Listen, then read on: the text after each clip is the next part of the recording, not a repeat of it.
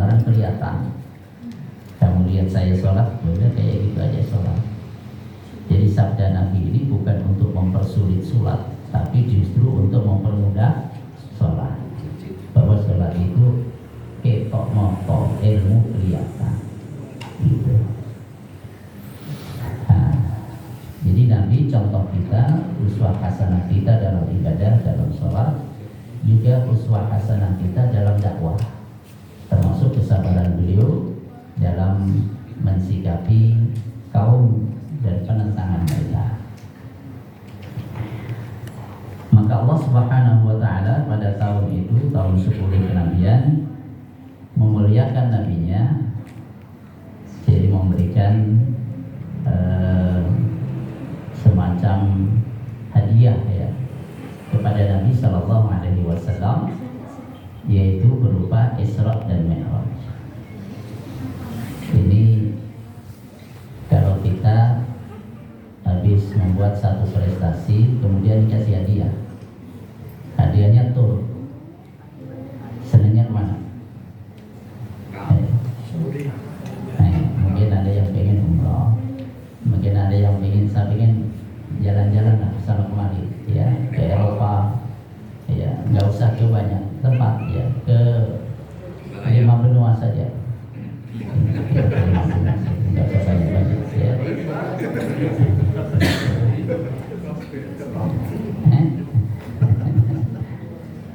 Jadi Allah Subhanahu wa taala memberikan pemuliaan kepada nabinya, yaitu dengan di-Isra Mi'rajkan, diperjalankan, bukan jalan sendiri. Kalau jalan sendiri terbatas kemampuannya, tapi kalau diperjalankan ini bisa lebih cepat. Itulah peristiwa Isra dan Mi'raj. Bismillahirrahmanirrahim. Wa qabla al-hijrati akramahullahu bil Isra'i wal Mi'raj. Sebelum hijrah, Allah memuliakan beliau dengan peristiwa Isra dan Mi'raj. Jadi Isra Mi'raj itu sebelum hijrah.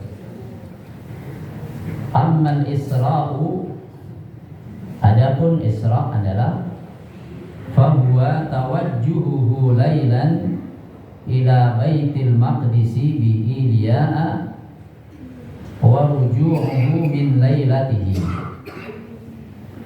Yang dimaksud Isra adalah keberangkatan beliau di waktu malam menuju Baitul Maqdis di Elia.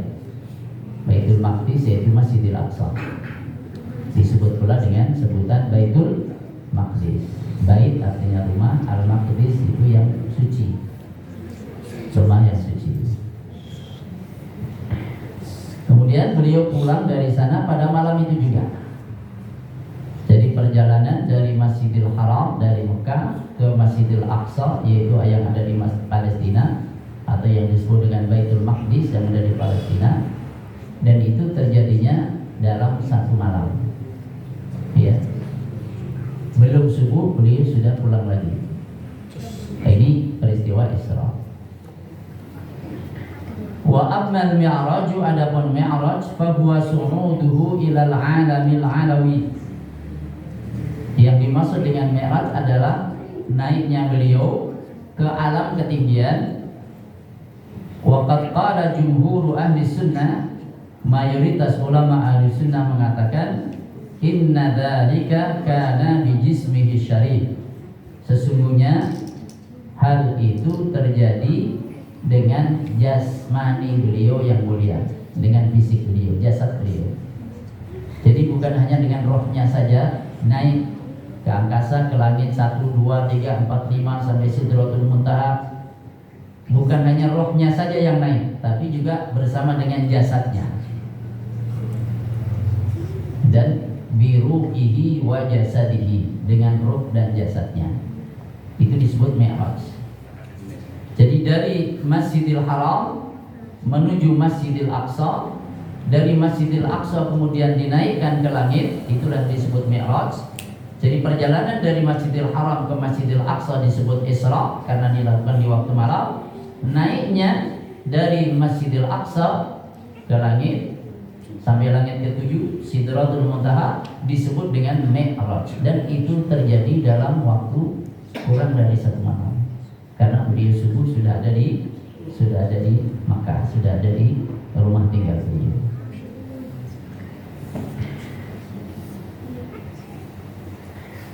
Wa kanat Aisyah radhiyallahu anha tamna'u ru'yata Rasulillah rabbahu. Aisyah radhiyallahu anha menegaskan tentang penolakan beliau, menafikan bahwa Rasulullah SAW melihat Tuhannya dalam Mi'raj. Bukan. Maksudnya begini. Kalau ada orang yang mengatakan bahwa Rasulullah SAW ketika Mi'raj itu melihat Allah Subhanahu wa taala, maka pernyataan itu dibantah oleh Aisyah. Aisyah radhiyallahu anha mengatakan Rasulullah SAW tidak melihat Tuhannya, tidak melihat Allah Subhanahu wa taala ketika Mi'raj. Akan tetapi mendapatkan firman Allah tanpa melihat Allah Subhanahu wa taala. Ini yang ditegaskan oleh Aisyah radhiyallahu anha. Wa taqulu, Aisyah mengatakan, man qala inna Muhammadan ra'a rabbahu faqad a'zama al-firyata 'ala Allah.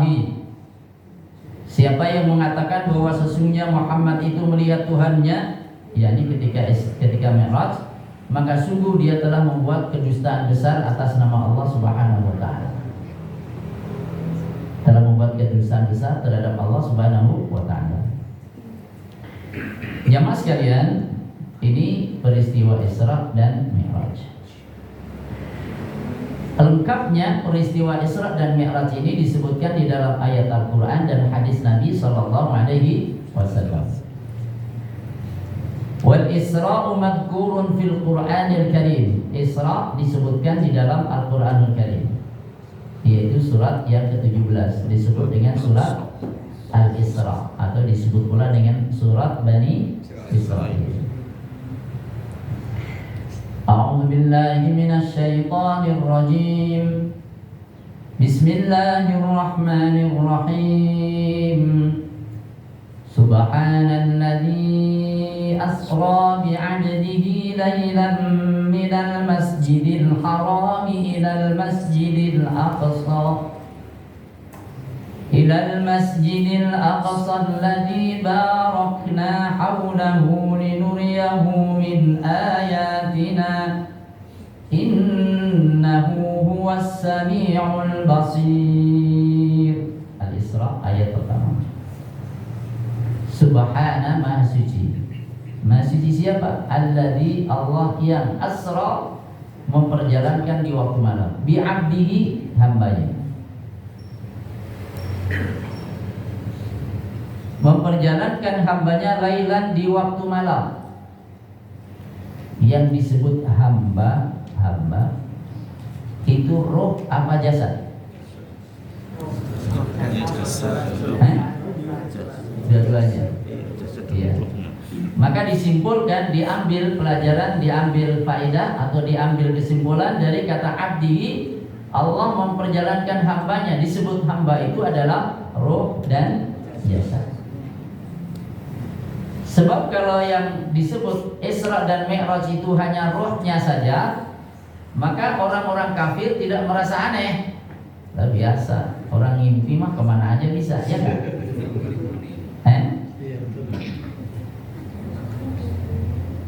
Tidak kemudian menjadi mukjizat yang luar biasa, yang subhanallah. Ini Maha suci Allah yang telah memperjalankan hambanya lailan, di waktu malam. Dari mana? Minal masjidil harami, dari masjidil haram. Di mana? Di Makkah. Semoga Allah mudahkan kita untuk berkunjung ke Makkah.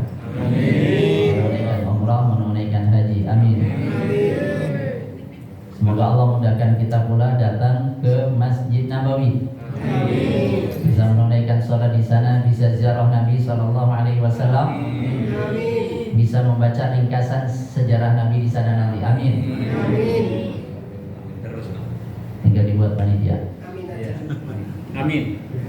Dibuat panitia. Amin. Insyaallah.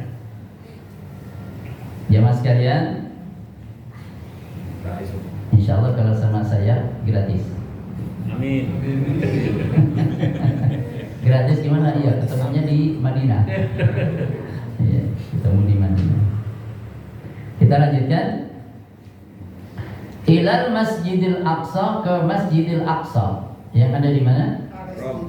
Di Palestina. Di Al-Quds, kota Al-Quds. Kota Al-Quds itu adanya di Palestina. Di Indonesia juga ada Al-Masjidil Aqsa. Di mana? Kudus. Di Kudus juga, Jawa Tengah. Siapa yang sudah pernah ke Masjid Menara Kudus? Masjid Menara Kudus, ya, yang orang Kudus. Ya. Masjid Menara Kudus, ya, itu namanya Al-Masjidil Aqsa. Namanya Masjidil Aqsa. Saya masih ingat ketika masjid itu dibugar, yang masjidnya bukan menaranya, diperbaiki, kemudian dibuat pelang yang bagus tulisannya. Kemudian waktu itu diresmikan. Dan masih ingat waktu itu diresmikan oleh Allah yarham, semoga Allah merahmati beliau, Kiai Haji Muhammad Arwani Amin Al-Hafidh Kudus. Semoga Allah merahmati beliau. Iya, saya belajar sama beliau. Iya. Saya beliau sama beliau, ya, dengan beliau. Kemudian jadi ada Masjid Al-Aqsa di kota Kudus, Jawa Tengah. Artinya orang Indonesia ini dengan Al-Aqsa, apalagi umat Islamnya, bukan hal baru. Ya, bahkan sudah diabadikan di mana, di salah satu kota yang kita sebutkan tadi. Dari Masjidil Haram Mekah ke Masjidil Aqsa jaraknya berapa jauh? Antara Mekah sampai Palestina. Membelah nanti di bicara. Iya. Sekarang Masjidil Aqsa dikuasai siapa? Dikuasai orang-orang Yahudi. Dikuasai Zionis Yahudi. Ya. Dan waktu itu ketika bangsa Arab mengalami kekalahan tahun 67, 1967, kemudian mereka mengadakan KTT, konferensi tingkat tinggi di para pemimpin bangsa Arab. Mereka membuat satu kesepakatan bahwa menjadi kewajiban bersama untuk membebaskan Palestina, tanah Palestina dari penjajah. Itu komitmen bersama. Dia yang masih konsisten untuk memegang komitmen itu tinggal Hamas. Ya, dan orang-orang Palestina yang mengikuti jejaknya, yang sekarang sedang terus melakukan upaya untuk bagaimana memerdekakan Palestina dari tangan-tangan kotor para penjajah. Terus kewajiban menjaga Masjidil Aqsa kewajiban siapa? Umat Islam. Umat Islam itu siapa? Kita masuk nggak? Berarti kita punya kewajiban juga, ya? Iya. Kalau masa bodoh, berarti menunaikan kewajiban nggak? Sekarang yang ngawal di sana siapa? Saudara-saudara kita kaum muslimin yang ada di Palestina. Berarti mereka melaksanakan kewajiban atas nama seluruh umat Islam yang jumlahnya 1,8 miliar. Kewajiban umat Islam di tempat lain adalah memberikan dukungan. Antara lain tadi kita doakan bersama. Apakah doa di dalam sholat, yaitu dengan doa qunut nazilah, atau doa saat di sholat, atau doa kapan saja kita doakan. Apalagi kalau kita mendengar berita sekarang sedang berkecamuk perang di wilayah belapa disebutkan, ya, dari berita-berita yang ada, ya Allah kita ikut mendoakan. Jadi denyut nadi pertempuran di sana kita rasakan di sini. Alladzi barakna haulahu, yang kami berikan berkah haulahu, di seputarnya. Jadi Masjidil Aqsa itu alladzi barakna, yang kami berkahi, haulahu, seputarnya. Berarti yang diberkahi Masjidil Aqsa atau seputarnya? Masjidil Aqsa diberkahi ya? Berarti kata Al-Quran haulahu, seputarnya gimana? alladzi barakna yang kami berkahi haulahu seputarnya. Seputar Masjidil Aqsa diberkahi oleh Allah karena adanya Masjidil Aqsa. Jadi bukan menunjukkan Aqsa enggak diberkahi, yang seputarnya saja diberkahi, bukan. Tapi karena Masjidil Aqsa itu adalah masjid yang penuh barokah, maka jangankan masjidnya, seputarnya saja diberkahi oleh Allah Subhanahu wa taala. Begitu. Diberkahinya seputar Masjidil Aqsa karena ada Masjidil Aqsa itu. Ingat dulu ketika kita baca Nabi SAW ketika masih bayi disusukan di mana? Di perkampungan Bani. Assalamualaikum. Disusukan di perkampungan Bani Sa'ad oleh seorang ibu namanya Halimatus. Masya Allah 100. Iya. Apa yang didapatkan oleh Halimatus Sa'diyah dan keluarganya dan lingkungannya? Keberkahan. Jadi Allah memberikan keberkahan kepada calon nabinya, yaitu Nabi Muhammad yang waktu itu masih bayi. Seputarnya juga diberikan keberkahan. Tadinya air susah dimudahkan, tadinya tumbuh-tumbuhan juga susah dimudahkan pula menjadi lebih subur. Karena lebih subur, maka kemudian ternak-ternak gemuk-gemuk. Karena ternyata susunya banyak, Nabi Muhammad bisa tumbuh sehat di sana. Badannya juga kuat. Jadi Allah memberikan keberkahan di perkampungan Bani Sa'ad di situ. Ada faktor Nabi kita Muhammad sallallahu alaihi wasallam. Allah memberikan keberkahan seputar Masjidil Aqsa karena ada faktor Masjidil Aqsa. Linuriyahu min ayatina, agar aku perlihatkan kepadanya sebagian di antara tanda-tanda kekuasaan kami. Allah ingin menunjukkan sebagian tanda-tanda kekuasaannya kepada baginda Nabi kita Muhammad sallallahu alaihi wasallam. Innahu, sesungguhnya dia Allah, huwa dialah as-sami'ul basir, yang maha mendengar lagi maha melihat. Surat Al-Isra ayat yang pertama. Tentang Masjidil Haram sudah banyak dibahas. Apa keutamaannya? Bahwa sholat di Masjidil Haram itu lebih utama dibanding berapa? 100.000 sholat di masjid lainnya. Sholat di Masjid Nabawi itu 1000 kali lebih utama dibanding sholat di masjid lainnya. Lalu bagaimana dengan sholat di Masjidil Aqsa? Ya. Kata Nabi Muhammad sallallahu alaihi wasallam, salatun fi masjidi hadza, ya. Salat di masjidku ini, maksudnya di Masjid Nabawi, arba'u salawatin fihi, adalah 4 kali salat di dalamnya, dalam Masjidil Aqsa. Jadi kalau sholat di Masjidil Aqsa 4 kali sama dengan sholat di Masjid Nabawi 1 kali.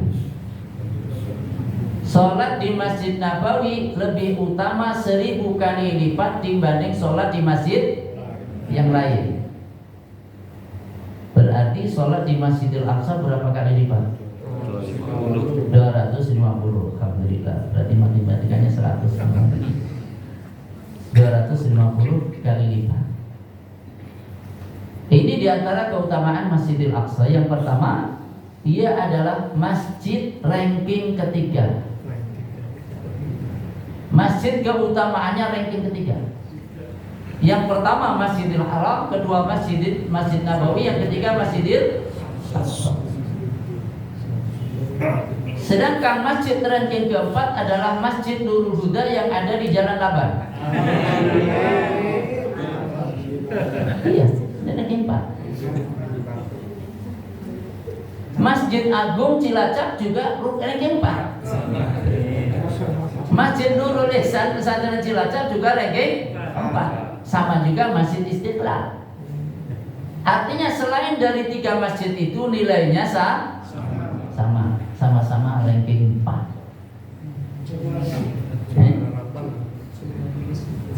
Gitu. Jadi masjid yang paling utama pertama Masjidil Haram, kedua Masjid Nabawi, ketiga Masjidil Aqsa. Ini diantara keutamaannya.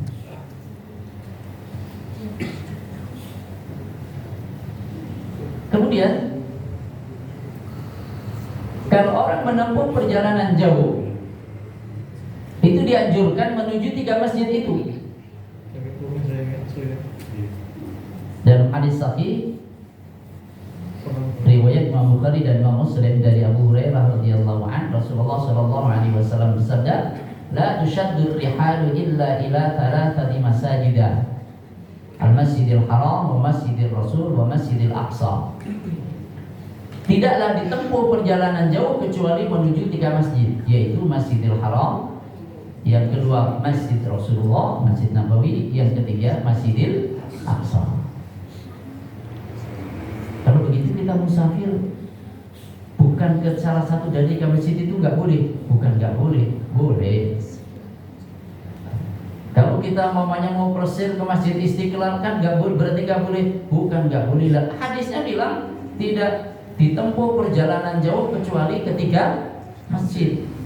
Jadi kalau ke Istiqlal kan nggak ke 3 masjid itu. Kalau ke Masjid Demak gimana? Kalau Masjid Kudus gimana? Gini maksudnya, ini dijelaskan oleh para ulama bahwa tidak ada keutamaan tersendiri menempuh perjalanan jauh selain dari 3 masjid itu. Jadi kalau kita menuju ke Masjidil Haram, menempuh perjalanan jauh ke sana, sholat di sana 1 kali lebih utama dibanding 100.000 sholat di tempat lain. Kalau kita sholat di masjid kita, atau kita pergi jauh sholat ke masjid mana? Ke Masjid Demak, Masjid Nurul Huda, sama Masjid Demak, keutamaan sholat di sana, keutamaan ngaji di sana, keutamaan zikir di sana sama, sama. Tidak ada keutamaan lebih selain daripada 3 masjid yang disebutkan tadi oleh Nabi kita Muhammad Sallallahu Alaihi Wasallam. Bukan nggak boleh ke sana, bukan. Tapi tidak ada keutamaan lebih dibanding masjid yang ada di lingkungan dekat kita ini. Ini sudah, karena kita sedang bahas Isra Mi'raj, sekaligus ini kita bahas Masjidil Aqsa-nya ya. Apalagi Masjidil Aqsa itu kiblat pertama umat Islam. Supaya nggak lupa, kita ulang-ulang ini. Kiblat pertama umat Islam itu Masjidil Aqsa. Jadi Nabi Muhammad ketika di Mekah, sebelum ada sholat 5 waktu, nanti sholat 5 waktu kan diperintahkan melalui Isra Mi'raj, ya kan? Sebelumnya sudah ada sholat 2 rakaat di waktu pagi, 2 rakaat di waktu sore. Pernah pula diperintahkan sholat malam, seperti disebutkan di dalam surat Al-Muzammil. Nah, dalam sholatnya itu menghadapnya bukan ke Masjidil Haram, bukan menghadap Ka'bah, tapi menghadapnya ke Baitul Maqdis alias Masjidil Aqsa. Jadi kiblat pertama umat Islam itu bukan Masjidil Haram, melainkan Masjidil Aqsa. Sampai kapan? Sampai lagi hijrah. Hijrah kemana? Hijrah ke Madinah. Tahun berapa? Tahun 2 Hijriah. Sampai tahun 2 Hijriah. Makanya dikatakan oleh Al-Bara bin Azib radhiyallahu anhu, "Sallaina ma'a Rasulillah sallallahu alaihi wasallam nahwa Baitul Maqdis 16 aw 17 syahran thumma surifna nahwal Ka'bah." Kami sholat bersama Rasulullah sallallahu alaihi wasallam selama 16 atau 17 bulan menghadap ke Baitul Maqdis. Kemudian setelah itu kami dialihkan menghadap ke Ka'bah. Berarti sampai Nabi Muhammad hijrah ke Madinah bulan pertama, kedua, ketiga, keempat sampai bulan 16 atau sampai bulan 17 itu sholatnya masih menghadap ke Baitul Maqdis, Masjidil Aqsa yang sekarang dijajah oleh Yahudi, oleh Zionis. Baru setelah 16-17 bulan itu Allah perintahkan fawalli wajhaka syatral masjidil haram, hadapkan wajahmu ke arah Masjidil Haram. Kalau kita berada di Masjidil Haram, kita hadapkan wajah ke arah Ka'bah karena kita di depannya. Kalau kita di luar Masjidil Haram di kota Mekah, maka kita menghadap ke arah Masjidil Haram. Kalau kita berada di luar Mekah, jauh seperti kita sekarang ini di Indonesia, ya ke arah Mekah. Kalau tidak tepat-tepat banget sampai di Ka'bahnya, yang penting ke arah Mekah. Syatral Masjidil Haram, ke arah Masjidil Haram. Jadi Masjidil Aqsa itu kiblat pertama umat Islam. Yang kedua tadi apa?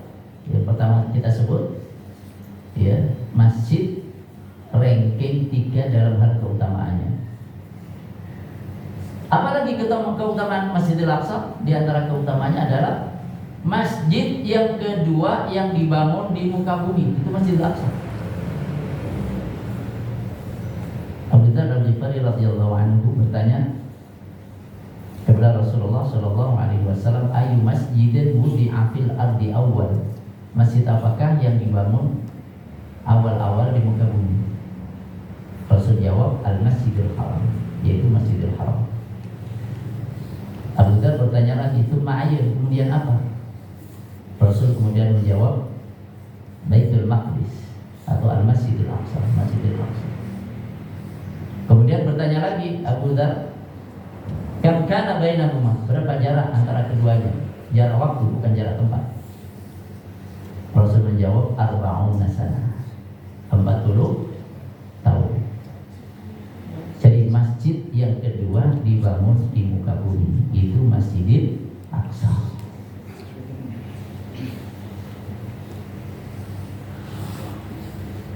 Beliau juga mengatakan wala ni'mal musalla, itu adalah tempat sholat yang baik.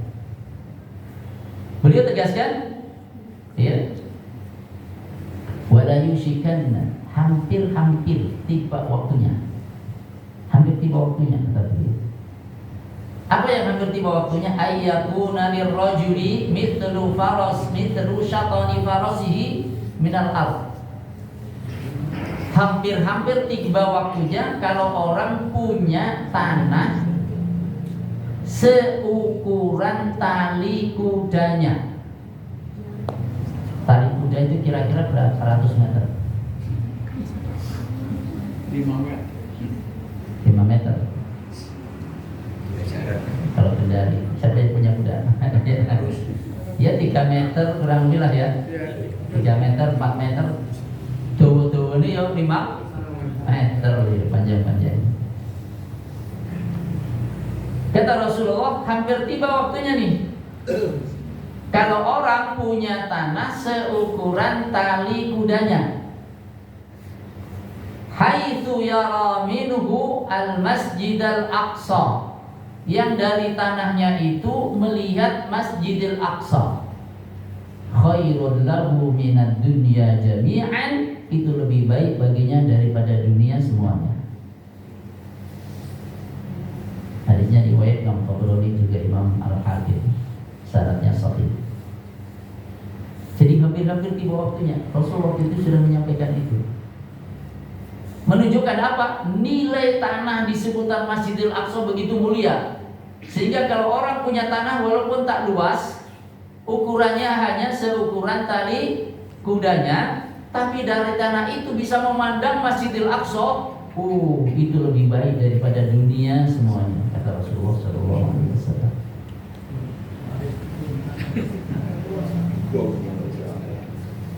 Jemaah sekalian, nah ini beberapa keutamaan terkait dengan Masjidil Aqsa, di mana Rasul di Isra Mi'rajkan oleh Allah Subhanahu wa taala dari Masjidil Haram ke Masjidil Aqsa.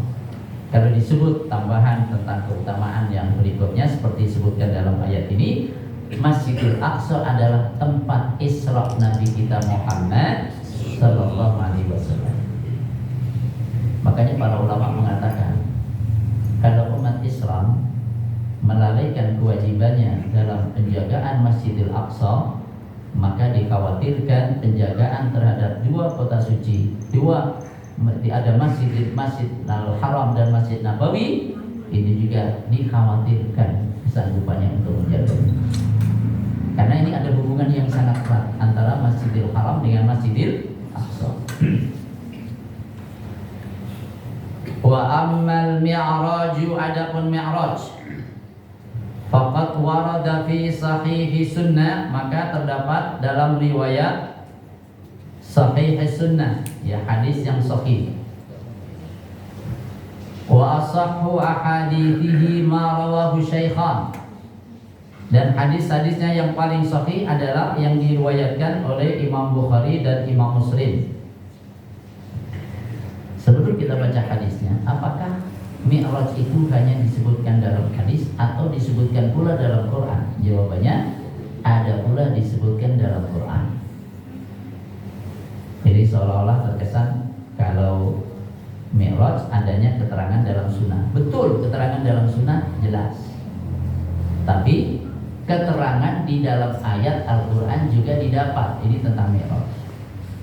Di dalam surat apa? Surat An-Najm. Baca ayat 1 sampai ayat 18. Ya. Itu menerangkan tentang bagaimana ketika Rasul Shallallahu Alaihi Wasallam di-mi'rajkan, dan pada waktu itu beliau melihat malaikat Jibril dalam bentuknya yang asli. Karena malaikat itu ada wujud aslinya, dan malaikat juga bisa menampakkan diri dalam wujud yang lain, seperti ketika malaikat Jibril datang waktu itu ke Madinah menemui Nabi, menanyakan apa itu Islam, apa itu iman, apa itu ihsan, ya kan? Kapan kiamat, apa tanda-tandanya. Waktu itu dia tampil sebagai seorang laki-laki yang berpakaian putih, berambut hitam, rapi. Berarti malaikat bisa menampilkan diri dalam bentuk manusia. Itu terjadi pada masa antara lain masa Nabi kita Muhammad SAW. Terjadi pula pada masa Nabi Ibrahim, bertamu kepada Nabi Ibrahim waktu itu.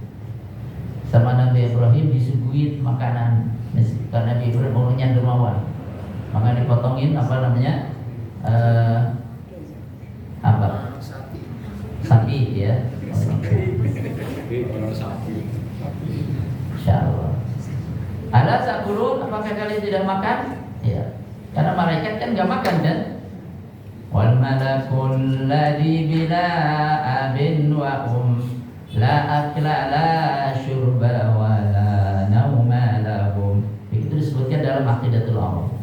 Wal malaku, malaikat itu alladzi bila abin wa tanpa ayah, tanpa ibu. Bedanya dengan manusia. Manusia dilahirkan, malaikat tidak. Malaikat diciptakan dari cahaya. La akla la syurba, enggak makan, enggak minum, wala nauma lahu, enggak tidur. Mereka bertasbih siang malam, enggak pernah kendor. Yusabbihuna al-laila wan-nahara la yafturun. Mereka bertasbih menyucikan Allah siang malam dan tidak pernah kendor. Kalau kita zikir habis isya umumnya zikir, kuatnya sampai jam berapa? Pasti ngantuk. Ya enggak? Karena kita perlu tidur, ya. Dan memang dianjurkan tidur, ada waktunya tidur, itu hak badan kita. Ngopi pasta apa ngopi apa itu? Ngopi dingin. Iya. Iya. Kalau di Cilacap ngopi itu dingin. Iya, ngopi dingin lah. Iya. Walaupun kopinya panas tapi tetap ngopi dingin lah. Masih ada waktu? Berapa menit? 3 menit. 3 menit. menit berarti 3 pertanyaan aja ya. Nah, berarti tentang hadis Mi'rajnya insyaallah nanti kita bahas pada kesempatan yang akan datang. Semoga bermanfaat. Assalamualaikum warahmatullahi wabarakatuh.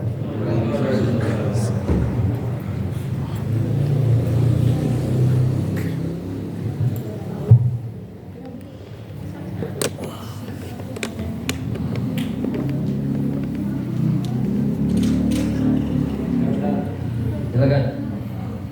Alhamdulillah, Assalamualaikum. Yang dimaksud dengan Masjidil Haram, kebetulan waktu ke Mekah itu jarang ke Masjidil Haram karena agak jauh. Itu bagaimana pahalanya? Apa di kota Mekah apa harus ke Masjidil Haram? Mohon penjelasannya. Terima kasih. Ya. jauh. Kasihan. Maksud pertanyaannya jelas. Saya tambahkan penjelasan pertanyaannya. Ini kalau sholat di Masjidil Haram, di masjidnya, itu kan jelas ya. Keutamaannya tadi apa? 100.000 lebih utama dibanding sholat di masjid. Tapi mau ngatur. Kita dapat hotelnya agak jauh umpamanya. Ya, saya dulu pernah dapat hotel itu di daerah Syarif Mansur. Tidak selalu bisa ke Masjidil Haram. Bisa sih, cuma terlalu masyaqqah, terlalu berat. Sehingga sering ya di antara waktu itu ada zuhur atau apa di rumah, bukan di rumah, di masjid terdekat. Biasanya dulu di Masjid Jami' bin Hasan.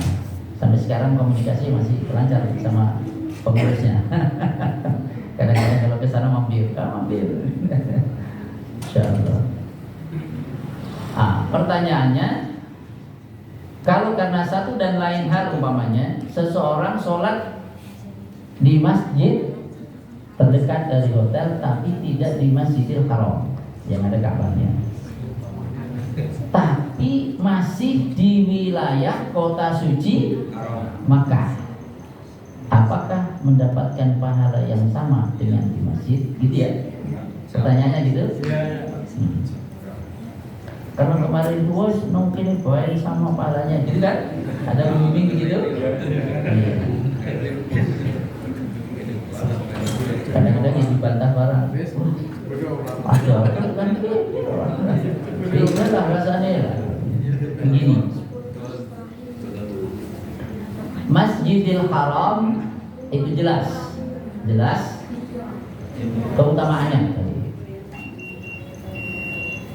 Akan tetapi Makkah juga pernah disebut dengan ungkapan Al-Masjidil Haram. Contohnya apa? Di dalam satu ayat Al-Qur'anul Karim, umpamanya surat At-Taubah. Surat At-Taubah ini ayat 28. Ya ayyuhalladzina amanu, wahai orang-orang beriman. Innamal musyrikuna najasun, sesungguhnya orang-orang musyrik itu kotor. Kotor secara maknawi, bukan najis badannya, bukan. Kalau badannya enggak najis, tapi maknawinya itu tadi, keyakinannya najis. Fala yaqrabul masjidal haram ba'da 'amihim hadza, maka janganlah mereka mendekati Masjidil Haram setelah tahun mereka yang ini. Janganlah mereka mendekati Masjidil Haram setelah tahun mereka yang ini, yaitu setelah Fathu Makkah. Setelah Fathu Makkah. Fathu Makkah kapan? Tahun 8 Hijriah. Setelah tahun itu nanti nggak ada orang-orang musyrik yang boleh mendekati Masjidil Haram. Apa arti Masjidil Haram di sini? nggak boleh masuk Masjidil Haram atau nggak boleh masuk Mekah. Nggak boleh masuk Mekah. Al-Quran mengatakan jangan mereka mendekati Masjidil Haram. Maksudnya masuk dalam ayat ini adalah nggak boleh masuk Mekah. Maka kemudian ditafsirkan pula Makkah disebut pula Al-Masjidil Haram. Karena Makkah juga disebut Al-Masjidil Haram. Semoga ketika tidak bisa sholat jamaah di Masjidil Haram yang area tertentu itu, tapi sholat di masjid terdekat tempat di mana kita menginap, semoga saja mendapatkan keutamaan tersebut. Amin. Gitu ya. Jadi ngambilnya dari ayat ini. Ngambilnya dari ayat ini.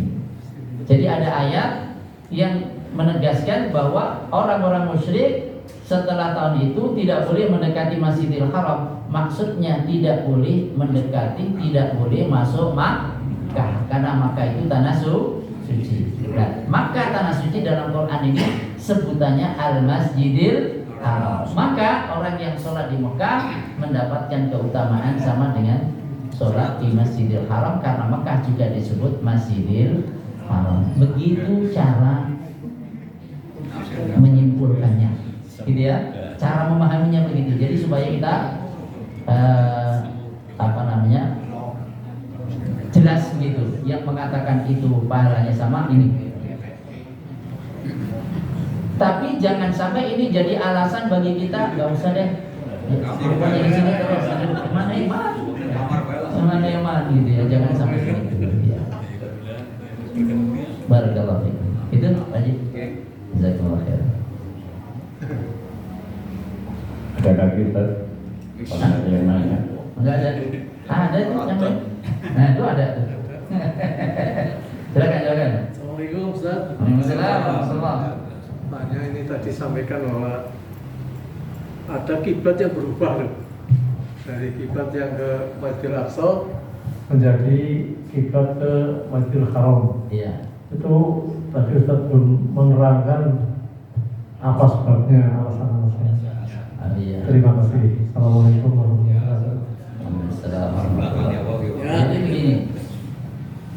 Nah, ini perlu ditengok nih. Perlu ditengok. Jadi ada orang yang sholat bareng Nabi.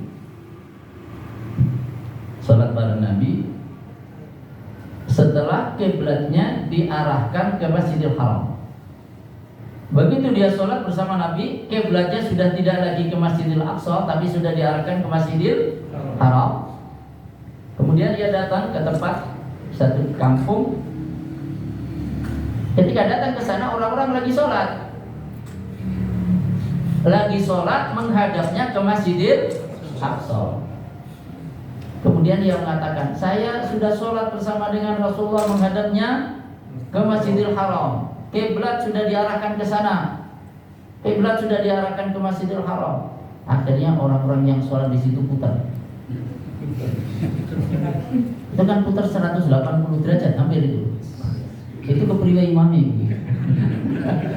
Asalnya nong Arab kan nong guri jadinya. Iya. Nggak usah dibayangin. Nyatanya kalau maunya ada yang kosong di depannya juga bisa maju ya kan? Nggak usah dibikin susah. Akhirnya mereka mutar. Maka tempat itu, masjid itu disebut Masjid Kiblat. Tempatnya di mana? Harus kunjung bareng-bareng nih. Ada namanya Masjid Kiblat dan Masjid dua kiblat. Ya kisahnya itu tadi. Masjid dua kiblat. Adanya di mana? Di Makkah atau di Madinah? Di Madinah. Terus nanti ada masjid pertama kali Rasul melaksanakan sholat Jumat di mana? Ya, Kuba, bukan di Kuba, bukan di Masjid Kuba. Karena Nabi ketika meninggalkan Masjid Kuba itu hari Jumat masih agak pagi. Jalan menuju ke Madinah, ke kota Madinah, jantung kota. Di pertengahan jalan di kampung Bani situ Pak saya itu namanya. Di situ masuk waktu Jumat, kemudian sholat Jumat di situ. Sekarang tempat itu dibuat masjid, namanya Masjid Al-Jum'ah. Memang kalau kita mau ke Kuba lewatin itu sebelah kiri. Kalau dari Kuba nanti sebelah kanan. Kalau dulu belum sempat melihat, boleh diulang lagi. Boleh diulang lagi. Insyaallah nanti bulan Januari bareng insyaallah ya. Amin ya rabbal alamin. Barakallah. Gimana? Yang mau ditanyakan tadi udah ya? Sudah diwakili beliau kan? Ada yang nanya lagi? Baik. Satu lagi Ustaz boleh. Silakan. Cuman di Isra Mi'rajnya Nabi ini secara logika itu ada kesaksian apa tidak? Kesaksian siapa? Manusia. Maksudnya? Ya ada yang lihat apa enggak? Karena kalau bisa dibilang mimpi dan lain-lain. Jadi ini dialami oleh Nabi diantar malaikat Jibril, namanya kendaraan buruk. Nanti akan dibahas tersendiri. Ada yang lihat siapa? Ya Nabi melihat, Nabi ngalamin. Tapi adakah sahabat lain yang lihat? Enggak ada. Ada enggak sahabat yang lain? Enggak ada. Tapi semua orang-orang yang beriman yakin. Maka Abu Bakar As-Siddiq radhiyallahu anhu ketika ada berita ini, orang-orang kafir, kesempatan nih Abu Bakar mesti balik nih orang, gitu ya. Kemudian, saudara kamu itu sahabat kamu bilang bla bla bla begini, datang ke Masjidil Aqsa, kemudian Mi'raj naik ke langit, kemudian pulang sebelum subuh udah pulang dan nyampe rumah. Ya. Akhirnya sama Abu Bakar, kalau memang beliau mengatakan itu berarti benar. Jadi yang jadi ukuran beliau mengatakan itu enggak. Kalau beliau yang ngasih tahu pasti benar, karena beliau jujur.